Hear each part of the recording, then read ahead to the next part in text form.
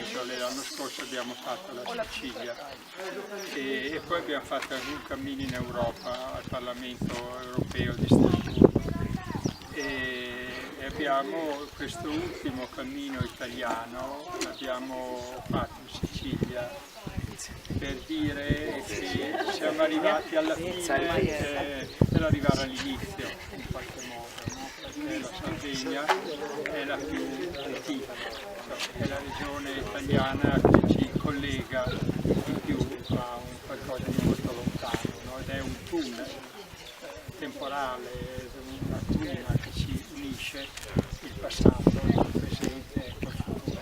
E poi al di là di queste cose, perché c'è molto amore in molti di noi nei confronti della regione della Sardegna, che nel nostro documento di presentazione abbiamo definito la nostra gemma.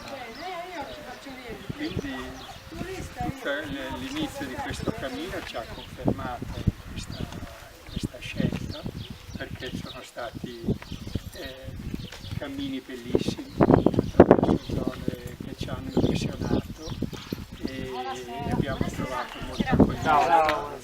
E poi siamo venuti qui con l'atteggiamento di imparare, perché della Sardegna purtroppo si sa un po' di meno forse che di altre regioni, perché sui giornali nazionali arriva un po' di meno, no? E quindi noi abbiamo detto noi andiamo lì per imparare e per ascoltare.